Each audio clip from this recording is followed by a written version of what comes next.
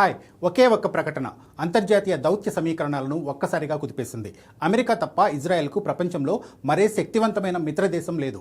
ఒంటరిగా మిగిలిపోయిన వేళ అమెరికాతో పెట్టుకోవద్దు అంటూ America vice president JD Vance చేసిన హెచ్చరిక ఇప్పుడు తీవ్ర సంచలనంగా మారింది. అయితే ఈ వ్యాఖ్యలను ఇజ్రాయెల్ ప్రధాని బెంజమిన్ నెతన్యాహు అంతే ధీటుగా తిప్పికొట్టారు.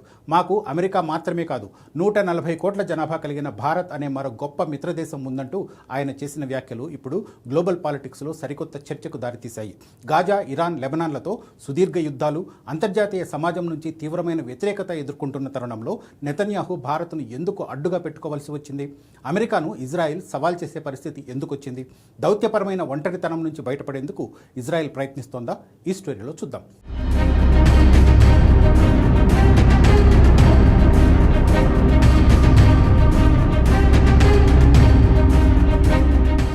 వైట్ హౌస్ ప్రెస్ బ్రీఫింగ్లో America vice president JD Vance చేసిన వ్యాఖ్యలు అమెరికా ఇజ్రాయెల్ మధ్య దశాబ్దాల బంధానికి బీటలు వారేలా చేస్తున్నాయి. గత నెలలో ఇరాన్తో అమెరికా ఒక చారిత్రాత్మక అవగాహన ఒప్పందాన్ని కుదుర్చుకుంది. యుద్ధానికి ముగింపు పలికే క్రమంలో జరిగిన ఈ పరిణామంపై ఇజ్రాయెల్ కేబినెట్ నుంచి తీవ్ర విమర్శలు వచ్చాయి. దీనిపై వ్యాన్స్ ఘాటుగా స్పందించారు. నేనే గనుక ఇజ్రాయెల్ కేబినెట్లో ఉంటే ప్రపంచంలో మిగిలి ఉన్న ఏకైక శక్తివంతమైన మిత్రదేశంపై దాడి చేసేవాడిని కాదు అంటూ తీవ్ర స్థాయిలో హెచ్చరించారు. డొనాల్డ్ ట్రంప్ను ఇజ్రాయెల్కు లభించిన అత్యంత గొప్ప స్నేహితుడిగా నెతన్యాహు గౌరవిస్తున్నప్పటికీ వ్యాన్స్ చేసిన ఈ ఒంటరి వ్యాఖ్యలు నెతన్యాహు ఆహాన్ని దెబ్బతీశాయి. ఫలితంగా నెతన్యాహు కౌంటర్ ఇవ్వాల్సి వచ్చింది. జేడీ వ్యాన్స్ వ్యాఖ్యలను తీవ్రంగా ఖండించిన నెతన్యాహు అమెరికా భ్రమలను పటాపంచలు చేసేందుకు భారత్ అనే అస్త్రాన్ని ప్రయోగించారు. మాకు ఇండియా అనే ఒక చిన్న దేశం స్నేహితుడిగా ఉంది. అక్కడ 1.4 బిలియన్ల ప్రజలు ఉన్నారు.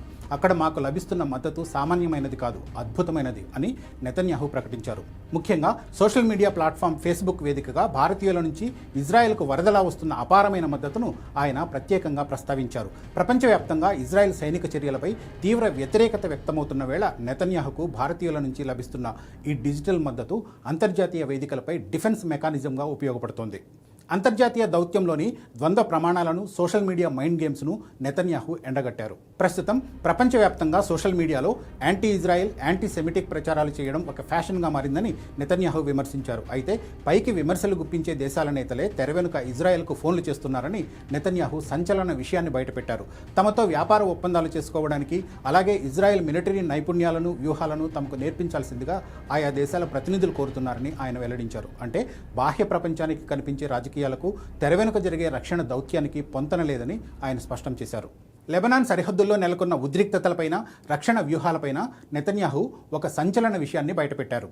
అమెరికా ఇరాన్ ఒప్పందం ప్రకారం లెబనాన్ నుంచి ఇజ్రాయెల్ దళాలను వెనక్కి తీసుకోవాలనే నిబంధన ఉన్నప్పటికీ ఇజ్రాయెల్ ఇప్పటి వరకు దానికి లొంగలేదు. అనేక రౌండ్ల కాల్పుల విరమణ ప్రకటనలు వచ్చినప్పటికీ ఇజ్రాయెల్ వెనక్కి తగ్గకపోవడానికి నెతన్యాహు ఒక వింత కారణాన్ని చెప్పారు. దక్షిణ లెబనాన్లోని కొన్ని క్రైస్తవ గ్రామాల ప్రజలే స్వయంగా ఇజ్రాయెల్ను సంప్రదించారని, హెజ్బుల్లా ఉగ్రవాదుల నుంచి తమను రక్షించడానికి ఆయా గ్రామాలను ఇజ్రాయెల్లో విలీనం చేసుకోవాలని కోరినట్లు నెతన్యాహు వెల్లడించారు. క్రైస్తవ మతస్థులను రక్షించడంలో ఇజ్రాయెల్ ముందుంటుందని ఆయన వాదించారు. ఈ మొత్తం పరిణామాలను గమనిస్తే అంతర్జాతీయ రాజకీయాల్లో శాశ్వత మిత్రులు, శాశ్వత శత్రువులు ఉండరనేది మరోసారి అర్థమవుతోంది. అమెరికా పెత్తనాన్ని ప్రశ్నిస్తూ భారతదేశాన్ని అడ్డుపెట్టుకుని నెతన్యాహు ఆడుతున్న ఈ అంతర్జాతీయ మైండ్ గేమ్ ఎటు దారితీస్తుందనేది ఆసక్తికరంగా మారింది.